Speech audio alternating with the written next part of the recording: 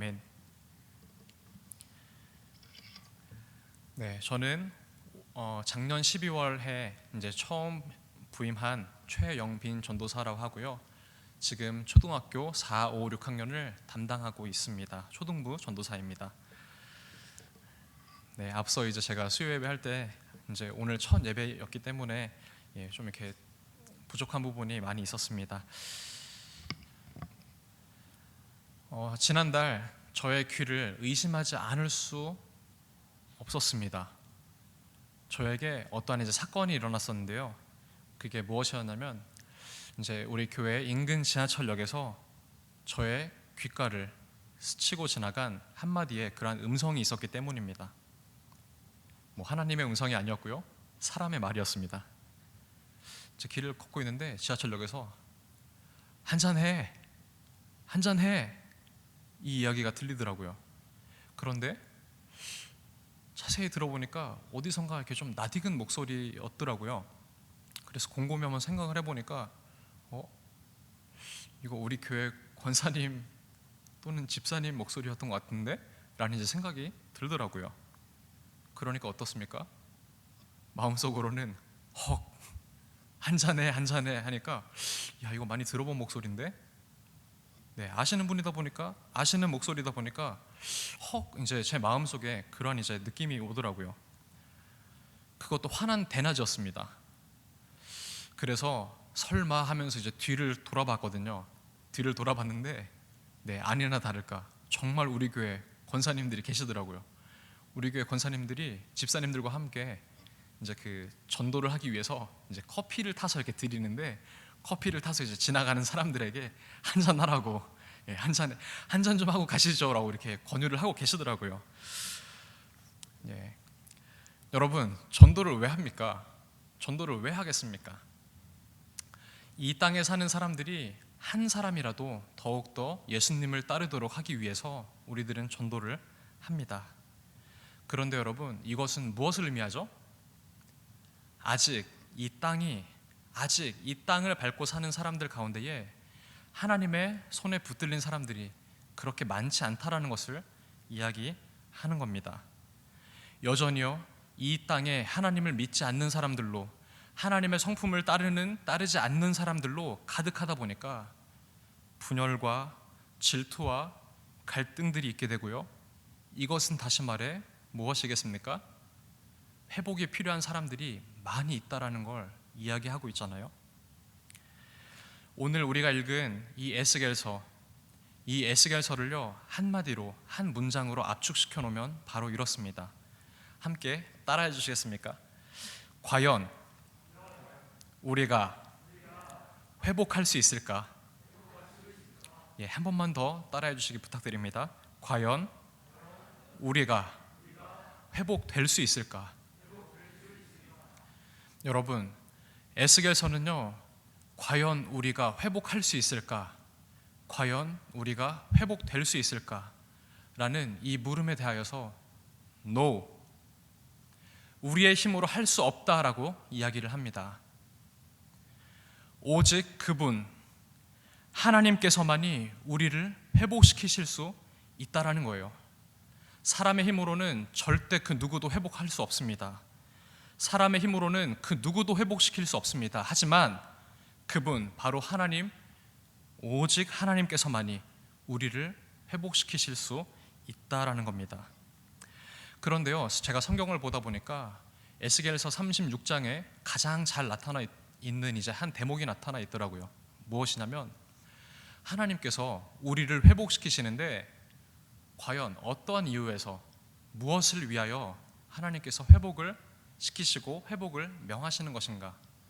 우리 함께 구절을 찾아보겠습니다. 에스겔서 36장 22절로 23절입니다. 에스겔서 36장 22절에서 23절 함께 한 목소리로 읽어보겠습니다. 그러므로 너는 이스라엘 족속에게 이르기를, 주 여호와께서 이같이 말씀하시기를, 이스라엘 족속아, 내가 이렇게 행함은 너희를 위함이 아니요 너희가 들어간 그 여러 나라에서 더럽힌 나의 거룩한 이름을 위함이라. 여러 나라 가운데서 더럽혀진 이름 곧 너희가 그들 가운데서 더럽힌 나의 큰 이름을 내가 거룩하게 할지라. 내가 그들의 눈 앞에서 너희로 말미암아 나의 거룩함을 나타내리니 내가 여호와인 줄을 여러 나라 사람이 알리라. 주 여호와의 말씀이니라. 아멘. 하나님께서는요, 자신의 영광을 위하여서 우리를 회복시키고 계시더라고요.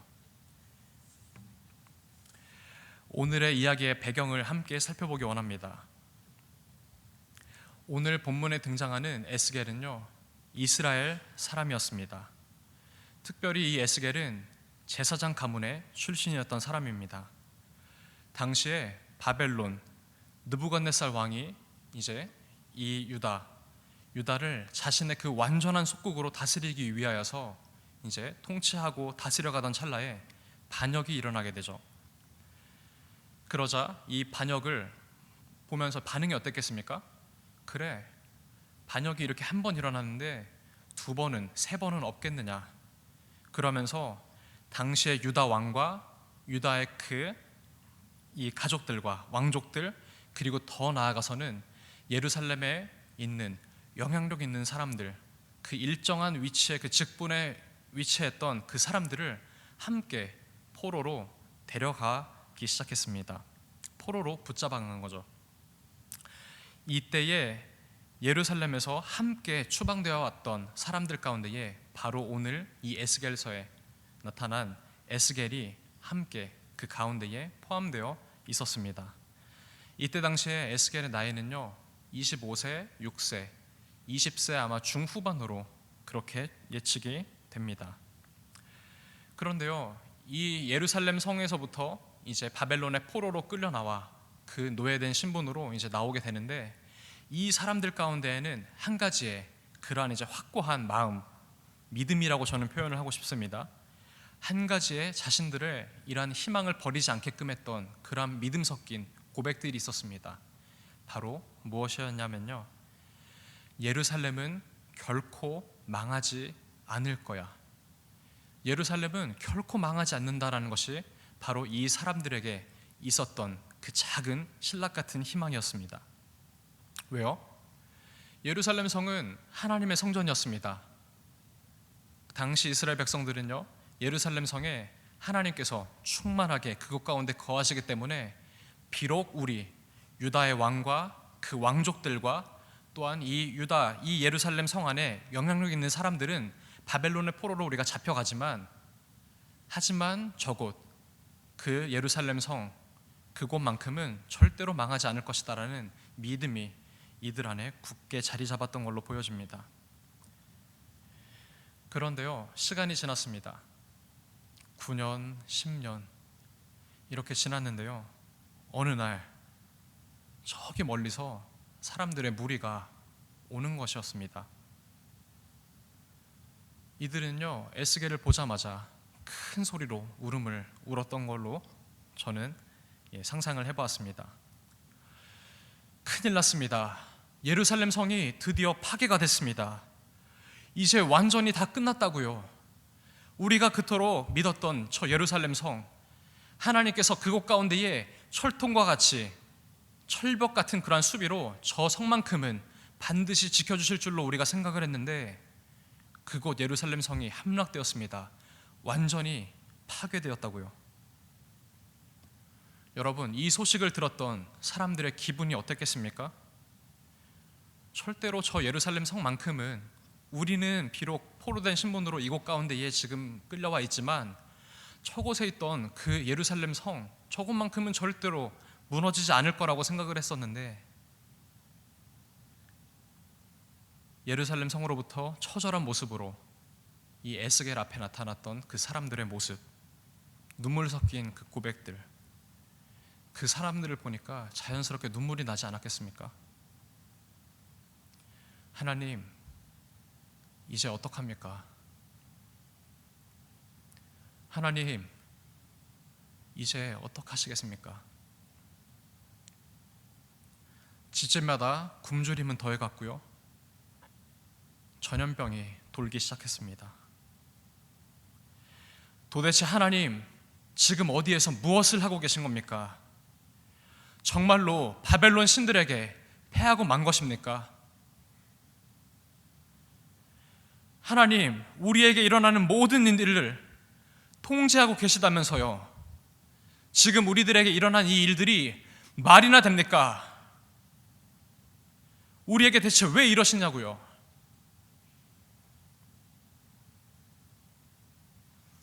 여러분, 오늘의 이 말씀의 배경이 바로 이것입니다. 오늘의 말씀을 보니까요, 하나님께서 하나님의 영이 에스겔을 이끌고 어디론가 가시더라고요.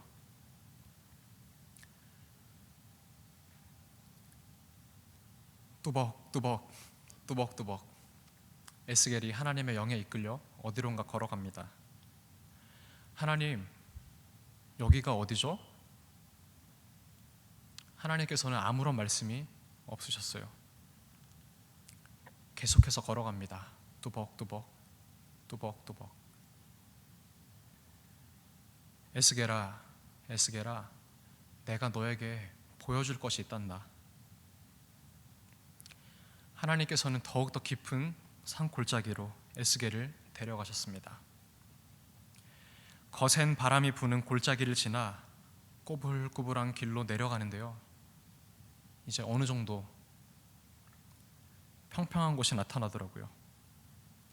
그런데 주변에 안개가 자욱합니다. 몇 발자국 걷지 않아 에스겔의 발에 무엇인가가 걸리길래 허리를 굽혀 무엇인가 해서 살펴보는데, 이 에스겔은요 깜짝 놀랐습니다. 왜냐하면 자신의 발 밑에 사람의 죽어있는 그 뼈가 있었기 때문이에요. 아니, 이게 뭐지? 야, 큰일 났다. 사람의 뼈 아니야. 그러면서 이제 조금씩 안개가 걷히기 시작하는데요, 에스겔의 눈이 더욱더 휘둥그레졌습니다.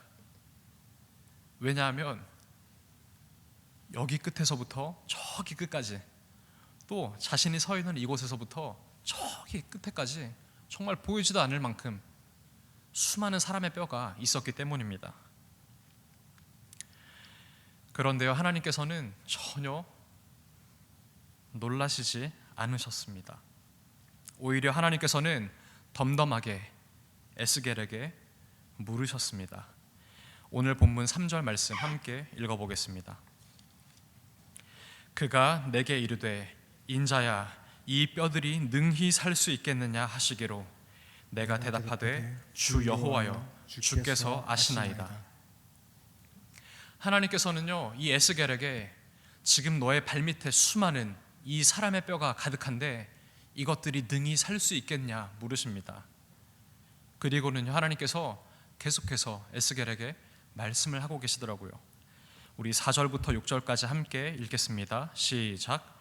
또 내게 이르되 너는 이 모든 뼈에게 대언하여 이르기를 너희 마른 뼈들아 여호와의 말씀을 들을지어다. 주 여호와께서 이 뼈들에게 이같이 말씀하시기를 내가 생기를 너희에게 들어가게 하리니 너희가 살아나리라.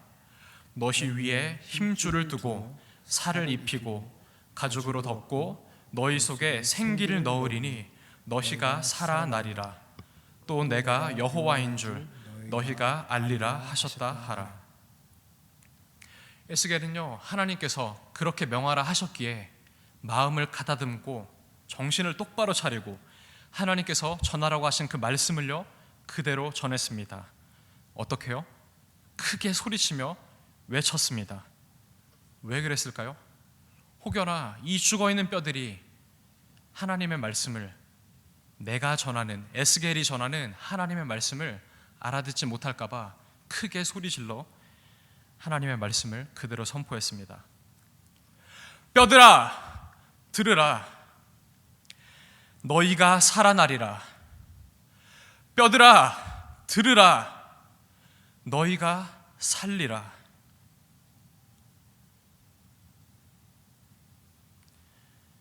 여러분 어떻게 되었을까요? 아무런 반응이 일어나지 않았습니다.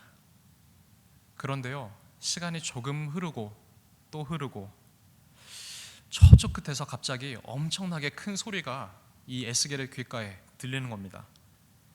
에스겔은요, 마치 지진이 난 것 같이 지진이 일어난 줄 알았습니다. 그러더니요, 자신의 눈에 앞에 펼쳐지는 그 어마어마한 광경을 보고 감탄을 금치 못합니다.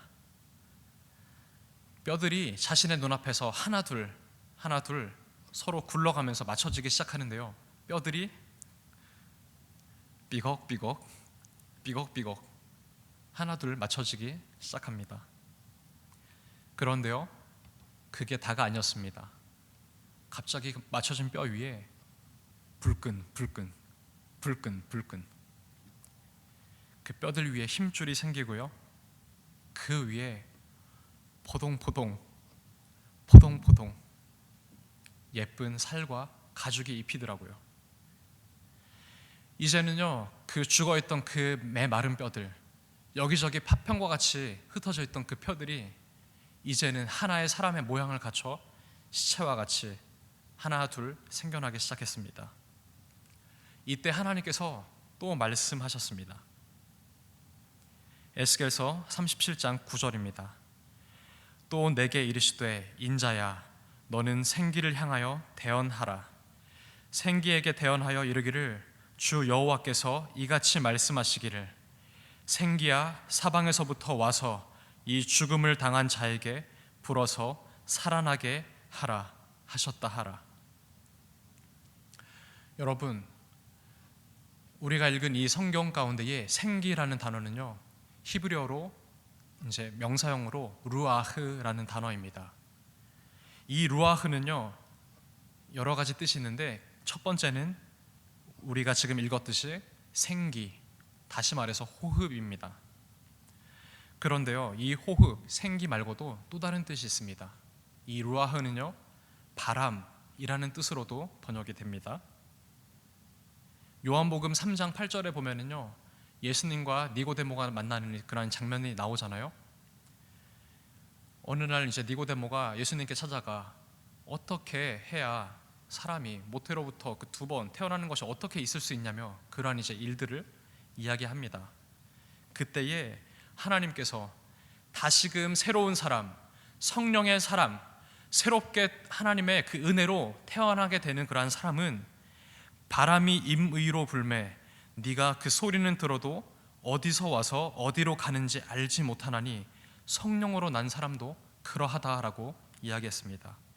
바로 마치 바람이 어디에서부터 어디로 흘러가는지 알지 못하듯 하나님의 그 영, 성령께서도 어느 순간 우리 가운데 함께 하셔서 언제 그분께서 나와 함께 하셨는지 알지 못할 정도로 그렇게 우리를 함께 하시면서 변화시켜 가신다라는 뜻에서 바로 이 성령, 바로 이 바람이라고 해당하는 단어가 바로 루아흐에 해당이 됩니다. 그리고 세 번째로는요, 바로 하나님의 영, 이 루아흐는 하나님의 영이라는 뜻을 함께 포함하고 있습니다. 우리가 알고 있는 이 14절 성경을 보게 되면 내가 또 내 영을 너희 속에 두어 너희가 살아나게 하고 내가 또 너희를 너희 고국 땅에 두리니 나 여호와가 이 일을 말하고 이룬 줄을 너희가 알리라 여호와의 말씀이니라. 이 에스겔서에서 또 다른 표현 루아흐는요, 세 번째 신 또는 하나님의 영으로 해석이 됩니다. 여러분, 이게 무슨 말이겠습니까? 하나님께서 에스겔에게 명하라고 이야기하셨어요.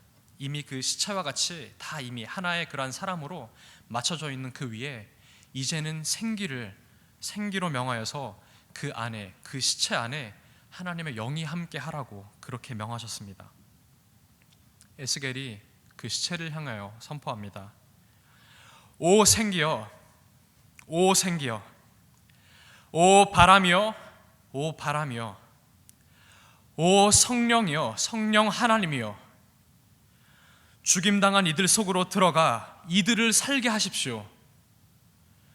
성령 하나님이여, 바람이여, 또 생기여, 이제 저들 안에 들어가 저들을 살게 해 주십시오. 뼈들이 움직이더니 나중에는 생기가 들어가고 이제는 생기가 있는 사람이 되었습니다. 성경에 보니까 마른 뼈들이 이제는 모여서 큰 군대를 이루었다라고 표현하고 있습니다. 에스겔이요, 환상 중에 보았던 그러한 장면들을 통해서 과연 하나님께서 오늘 우리에게 주시고자 하시는 그러한 메시지, 그 음성이 무엇일까 고민해 봅니다. 얘들아, 너희들이 지금 우리에게는 소망이 없다면서 마음이 많이 상해 있지는 않니? 내가 사랑하는 너희에게 사랑을 전한다. 내가 사랑하는 너희에게 소망을 주길 원한다. 너희들은 다시 일어나게 될 거야. 너희들은 다시 살게 될 거야. 죽어 말라버린 그 뼈들이 하나님이 내게로부터 선포되는 그 생명의 말씀을 듣고 생명을 얻게 되듯 마른 뼈가 더욱더 강력한 하나님의 군대로 일어서게 된 것처럼 너희들도 이와 같이 회복되기를 내가 간절히 기대하고 있고 내가 그것을 그대로 인도해 나갈 것이란다. 여러분, 이 에스겔서의 환상이 우리 가운데 보여주는 그것의 핵심이 어디에 있습니까? 바로 그의 영, 루아흐, 하나님의 영 가운데 있는 거 아니겠습니까? 오직 하나님의 영을 통하여서만이 마른 뼈들이 살아나게 그리고 다시 일어서게 하신다는 그 말씀을 오늘 우리 가운데에 주시는 거 아니겠습니까? 저는 오늘 설교의 제목을 하나님을 위해 춤추는 마리오네트라는 제목으로 여러분들에게 지금 말씀을 전달하고 있습니다. 여러분, 마리오네트에 대해서 혹시 들어본 적 있으십니까? 이 마리오네트는요, 쉽게 말해서 이렇습니다. 한 인형이 있고요, 그 인형의 팔과 다리, 어깨, 발, 무릎, 더 나아가서는 눈썹, 이 모든 그 인체의 기관에 줄을 매달아서요, 사람이 그 위에서 조종을 하는 그러한 인형극 또는 그 인형 그 자체를 마리오네트라고 부릅니다. 제가 우연히 이 마리오네트에 관한 영상을 하나 보면서 정말로 하나님께서 이러시겠구나, 정말로 이 모습이 바로 오늘날 바로 이 마른 뼈의 모습이겠구나, 오늘날 이 영상 속에 나타나는 그 모습이야말로 우리가 추구해야 될 그러한 믿음의 모습이겠구나라는 것을 발견하게 됩니다. 함께 준비된 영상 보겠습니다. 팔과 다리의 관절은 기본이고 때론 눈썹 하나, 입술 모양 하나에도 움직임을 줘야 하는 것이 마리오네트입니다. 때문에 하나의 인형이 탄생하기까지 좋기 3개월은 걸린답니다.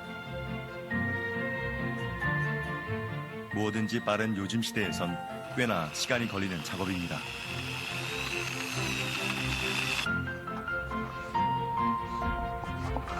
길이가 짧아요. 줄 길이 하나도 수십 번을 고쳐야 합니다.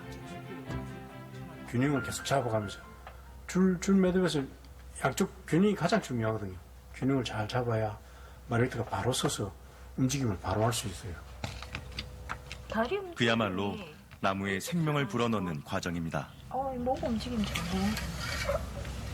마리오네트가 초창기부터 지금처럼 이렇게 디테일하게 연기할 수 있었던 게 아니고 처음에는 머리 위에다가 이렇게 딱딱한 봉을 꼽아가지고 손발만 겨우 움직이는 아주 단순한 동작을 하는 게 마리오네트의 발전의 시초죠. 지금은 관절마다 줄을 다 연결하고 또 심지어는 뭐 얼굴 표정까지 바뀌고 여러 가지 할 수 있는 뭐 그런 게 이제 자꾸 발전해 가면서 그렇게 할 수 있는 거죠. 살아있는 인형을 만들기 위해 수만 번의 칼질이 이루어지는 동안 그는 2번씩이나 손가락이 절단되는 큰 사고를 겪었습니다. 고된 작업으로 양쪽 팔을 못 쓸 지경에도 이르러 봤습니다. 하지만 재활이 끝나면 그는 어김없이 다시 나무 앞에 섰습니다. 이제 그만두고 싶은 생각이 안 들었느냐, 누군가 이런 질문을 했을 때 그러셨어요. 손가락 아니라 만약에 손마디가 절단이 됐다 할지라도 자기가 이거 받치고 할 수 있는 힘만 남아 있다면은 인형을 깎을 것이다 이렇게 얘기를 하더라고요. 그래서 얼마만큼 이 사람이 본인이 하고 있는 일에 만족하고 행복해하고 있는가 그때 정말로 느꼈습니다. 마리오네트는 이미 그의 삶 자체가 돼버렸습니다.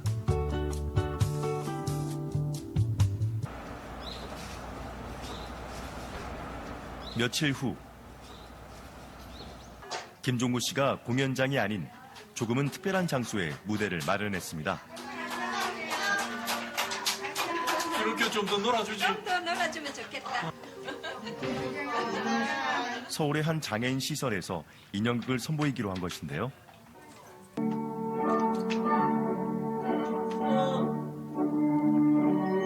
공연장을 찾지 못하는 장애인들을 위해 무대를 옮겨온 김종구 씨.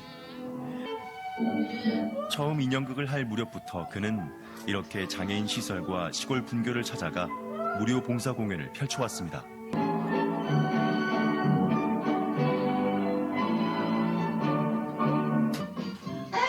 특별한 이유는 없습니다. 그저 인형극을 본 이들이 너무나 행복했기 때문이죠.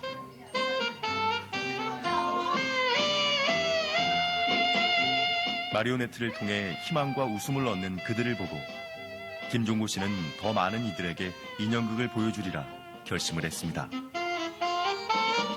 이번에 예쁜 강아지를 한번 불러볼게요. 우리 현정이도 박수 쳐줘야 돼. 멍멍하는 거. 큰 박수 쳐주세요.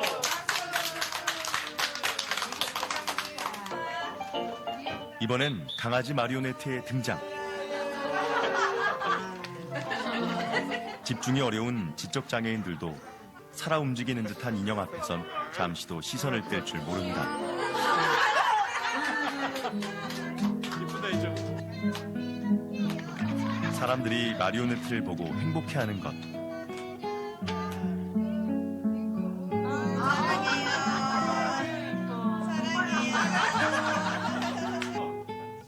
이 동화 같은 순간을 위해 김종구 씨는 이 봉사를 계속하는지도 모릅니다. 사랑해요. 네, 사랑하는 성도님들, 제가 이 영상을 통하여서 여러분들과 함께 나누고 싶은 이야기가 무엇인지 대충 이해가 가시죠?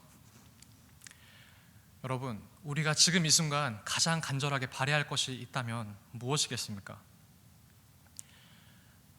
죽어있던 그 나무 토막이 마리오네트가 되어 그 주인의 손에 잡히는 것. 우리가 하나님의 손에 붙들리게 되는 바로 그것을 우리는 가장 간절하게 바라야 할 것입니다. 당시에 이스라엘 백성들은요, 여전히 하나님을 머리로 알고 실질적으로 생활에서도 하나님을 알고 지냈던 사람들이었습니다.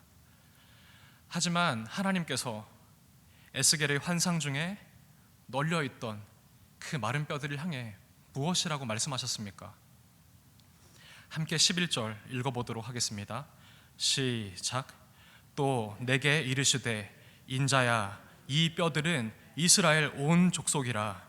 그들이 이르기를 우리의 뼈들이 말랐고 우리의 소망이 없어졌으니 우리는 다 멸절되었다 하느니라. 하나님께서는 이스라엘 백성 가운데에 이렇게 말씀하셨습니다. 에스겔에게 이렇게 말씀하셨습니다. 인자야, 이 뼈들은 다름이 아닌 이스라엘의 온 족속이다. 이 뼈들은, 이 죽어있는 마른 뼈들은 이스라엘 온 족속이다. 그들이 이르기를 우리의 뼈들이 말랐고 우리의 소망이 없어졌으니 우리는 다 멸절되었다 하느니라. 여러분, 마찬가지 아니겠습니까? 우리도 그때 당시에 이스라엘 백성들처럼 하나님을 여전히 알고 있다고 생각하고 하나님을 알고 있는 사람으로 살아가고 있습니다.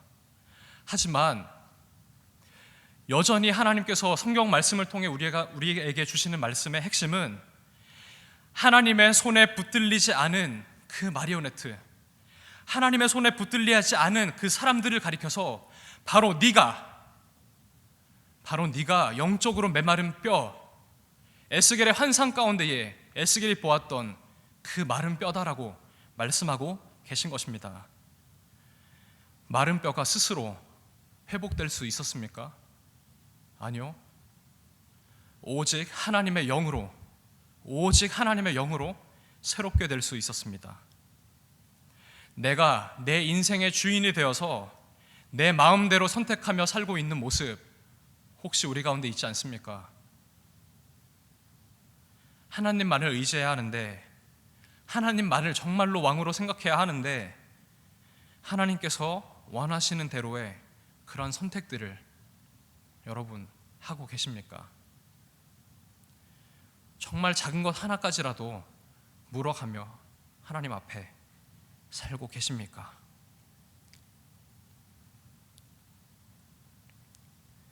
바로 그러한 삶을 사는 사람, 하나님의 손에 붙들려 있는 그 사람이 바로 마른 뼈가 아닌 하나님을 위해 춤추는 마리오네트일 줄 믿습니다.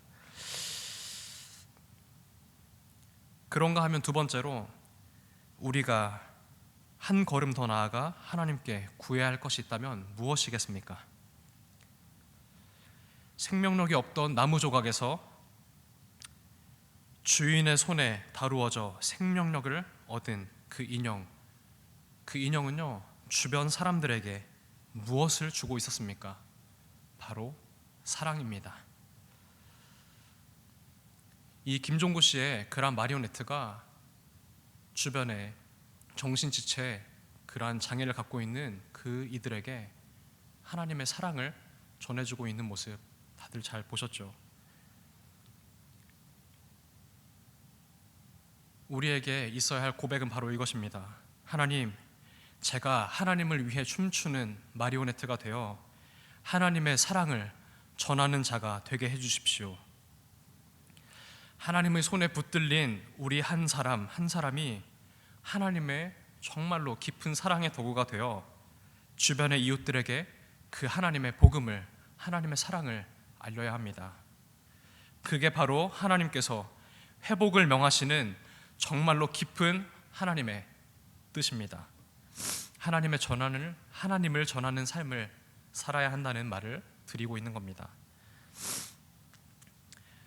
여러분, 변화 또는 부흥은요, 하나님께서 허락하실 때에 일어납니다. 그런데에 아무 곳에서나 일어나는 것이 아니라 반드시 그 부흥, 변화는 하나님을 사모하는 그 자리, 그 현장 가운데서 많이 일어납니다. 하나님을 간절히 바라는 우리 귀한 혜성의 성도님들 되시기를 주님의 이름으로 축복합니다. 기도하겠습니다.